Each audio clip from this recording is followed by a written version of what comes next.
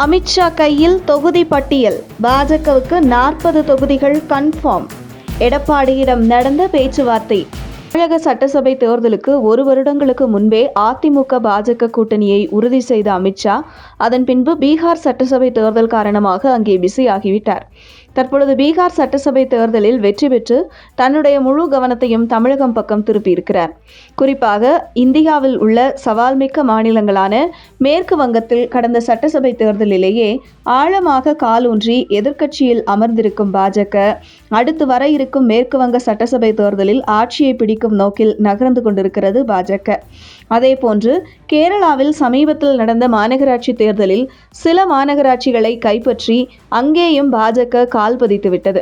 இப்படி இந்தியா முழுவதும் தன்னுடைய ஆழமான தடத்தை பதித்த பாஜகவிற்கு தற்பொழுது மிகப்பெரிய சவாலாக இருப்பது தமிழகம். அந்த வகையில் தற்பொழுது தமிழகத்தில் பாஜக ஆட்சி அமைத்து தீர வேண்டும் என்பதில் உறுதியாக இருக்கும் அமித்ஷா தன்னுடைய முழு கவனத்தையும் தமிழகம் பக்கம் திருப்பியிருக்கிறார். மேலும் அமித்ஷா பீகார் ஃபார்முலாவை தமிழகத்தில் நடைமுறைப்படுத்த இருப்பதாக கூறப்படுகிறது. அதாவது பீகார் சட்டசபை தேர்தலுக்கு முன்பு மகளிருக்கு 10,000 போன்ற பல தேர்தல் வாக்குறுதிகள் அளித்தது பாஜக கூட்டணி. குறிப்பாக பீகார் சட்டசபை தேர்தலில் மீண்டும் தேசிய ஜனநாயக கூட்டணி வெற்றி பெறுவதற்கு முக்கிய காரணமாக இருந்தது மகளிர் வாக்குகள். அந்த வகையில் பீகாரில் கொடுத்த தேர்தல் வாக்குறுதிகளை தமிழகத்திலும் நடைமுறைப்படுத்தி பீகார் ஃபார்முலாவை பின்பற்றிய தமிழகத்தில் பாஜக கூட்டணி ஆட்சியை பிடிப்பதற்கான வியூகத்தை அமித்ஷா வகுத்துள்ளதாக கூறப்படுகிறது.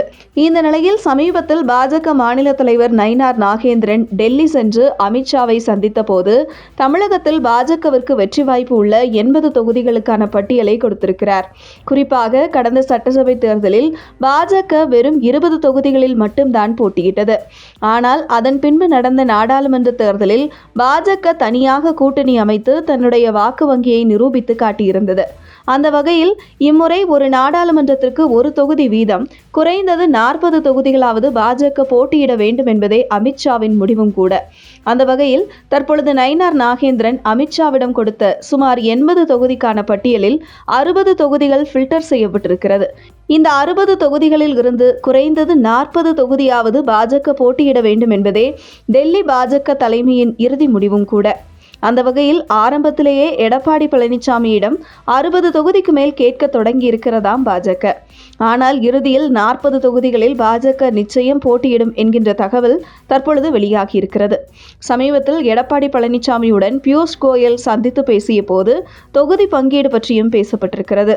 குறிப்பாக பாஜக நிலைப்பாடு என்ன, எத்தனை தொகுதிகள் வேண்டும் என பல விஷயங்கள் எடப்பாடி பழனிசாமியிடம் பியூஷ் கோயல் தெரிவித்திருப்பதாக தகவல் வெளியாகியுள்ளது.